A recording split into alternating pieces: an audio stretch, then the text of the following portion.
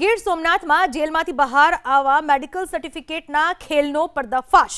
કેશોદના તબીબ સામે કાર્યવાહી કરવા ગુજરાત મેડિકલ કાઉન્સિલને કોર્ટનો આદેશ। કેશોદના તબીબે કેદીને તપાસ્યા વગર જ મેડિકલ સર્ટિફિકેટ આપ્યાનો પર્દાફાશ। વચગાળાના જામીન માટે રજૂ કરાયેલા મેડિકલ સર્ટિફિકેટ મુદ્દે કોર્ટની ગંભીર ટકોર।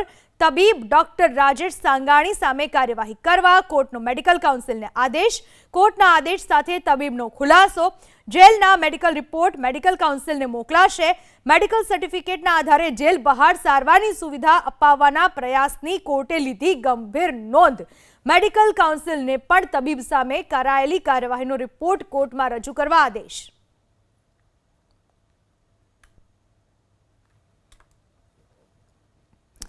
વચગાળાના જામીન માટે મેડિકલ સર્ટિફિકેટ રજૂ કરાયું હતું અને તેને લઈને સવાલ ઊભા થાય છે કે કેદીને તપાસ્યા વગર જ મેડિકલ સર્ટિફિકેટ આપી દીધું।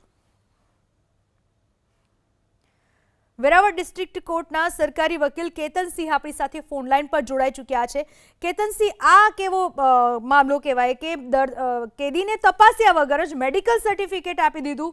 આ એક મોટું કૌભાંડની આમાં ગંધ આવી રહી છે। વેરાવળ કોર્ટમાં એડિશનલ ડિસ્ટ્રિક્ટ જસ્ટિસ જે પંડ્યા સાહેબની કોર્ટમાં વેરાવળના ખૂન કેસના કામે ફોજદારી પરચુરણ 267/2026 થી વચગાળાના 15 દિવસના જામીન મેળવવા માટે અરજદાર આરોપીએ જામીન અરજી કરેલી અને તેના સમર્થનમાં ડોક્ટર શ્રીના મેડિકલ એવિડન્સ તરીકે સર્ટિફિકેટો રજૂ કરેલા।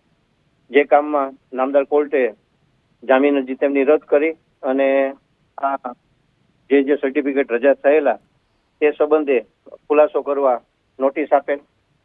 તેઓ એના વકીલ મારફત હાજર થયેલ અને આ તમામ ડોક્યુમેન્ટ્સ અને રજૂઆતો ધ્યાને લઈ અને આ કામમાં જે ફરિયાદ પક્ષે રજૂઆતો થઈ તે બધું ધ્યાને લઈ આ કામમાં નામદાર કોર્ટને જે મેડિકલ સર્ટિફિકેટમાં અનિયમિતતા જણાતા મેડિકલ ઓપિનિયન સંબંધે ની જે ડોક્ટરની ગાઈડલાઇન્સ છે મેડિકલ કાઉન્સિલ દ્વારા અપાયેલી એનો ભંગ થયાનું પ્રાથમિક રીતે એસ્ટાબ્લિશ થાય, જે ધ્યાને લઈ નામદાર કોર્ટે આ કામમાં જે ડોક્ટરે મેડિકલ સર્ટિફિકેટ ઇસ્યુ કરેલ તેમને ઇન્ડિયન મેડિકલ કાઉન્સિલના પ્રોફેશનલ કન્ડક્ટની જે રેગ્યુલેશન એક્ટ છે 2002ના એમાં તે મુજબનું વર્તન ન જણાઈ આવતા એની સામે ચેપ્ટર 7ના પારા 7 મુજબ મિસકન્ડક્ટ ની સંબંધે